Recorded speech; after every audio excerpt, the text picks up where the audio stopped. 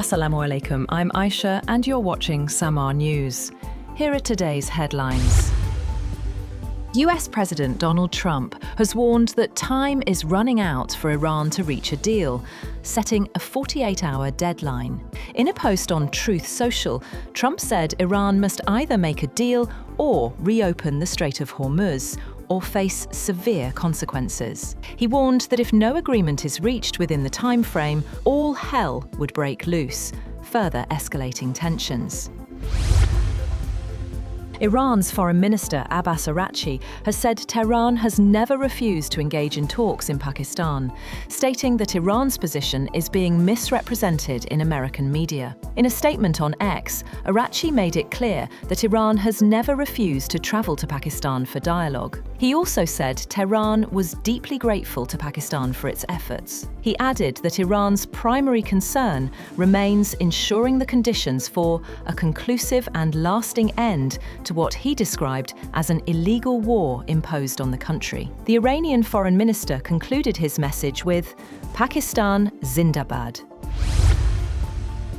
Foreign Minister Ishaq Dar and his Saudi counterpart, Prince Faisal bin Farhan, have held a crucial phone call, focusing on de-escalating rising tensions in the Middle East through a joint Pakistan-China peace initiative. Pakistan's Foreign Office said that during the call, both leaders exchanged views on the rapidly evolving regional situation and emphasized the urgent need for de-escalation and dialogue. A key focus of the discussion was the Pakistan-China 5-point initiative, aimed at restoring peace in the Gulf and wider Middle East. The Saudi press agency also confirmed the talks, noting that both sides reviewed brotherly relations and agreed to maintain close coordination and consultation amid the crisis.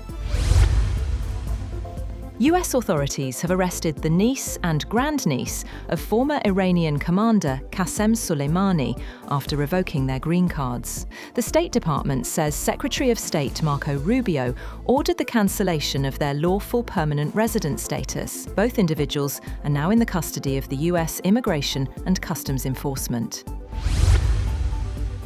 Russia has evacuated nearly 200 additional staff from Iran's Bushehr nuclear power plant. According to Russian news agencies, state nuclear firm Rosatom says the move is part of ongoing evacuations since the conflict began, amid worsening security concerns around the site.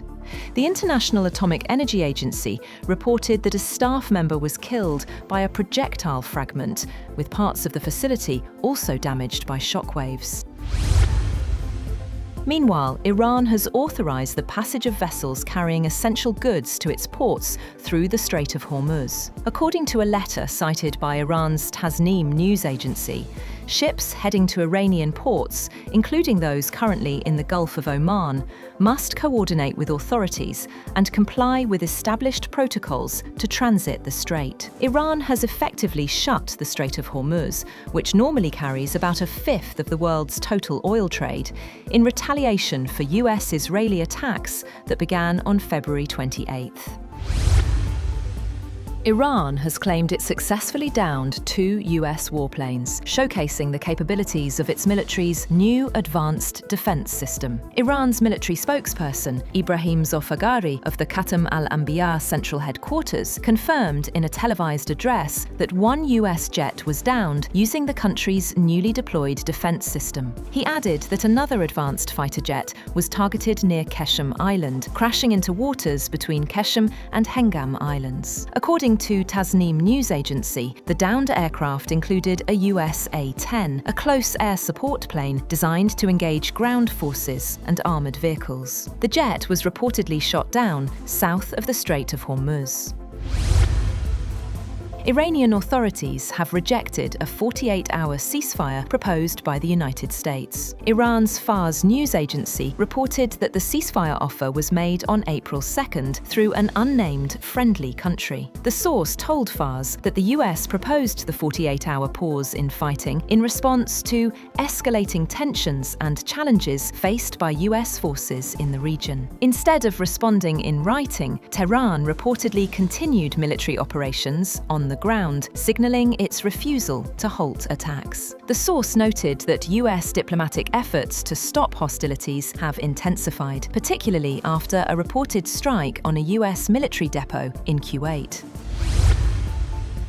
Meanwhile, as US and Israeli forces continue search operations for a downed American F-15 fighter jet over Iran, US President Donald Trump has said that the incident will not hinder diplomatic talks with Tehran. In a phone interview with NBC, Trump highlighted that diplomatic efforts and military operations are proceeding simultaneously. Trump refrained from discussing specifics of the ongoing search and rescue mission, calling it complex and active, and criticized media coverage of the operation. British prosecutors have said that they had charged 3 men in connection with an arson attack last month on Jewish community ambulances in North London. The site intelligence website has said an Iran-aligned multinational militant collective called Islamic Movement of the People of the Right Hand had claimed responsibility for the incident near a synagogue in the Golders Green area of London. Among the 3 men, aged 20, 19 and 17, 2 are British nationals, while the third is a dual British-Pakistani citizen. That's all for now. For more updates, visit www.samaa.tv. Thank you for watching Samaa News.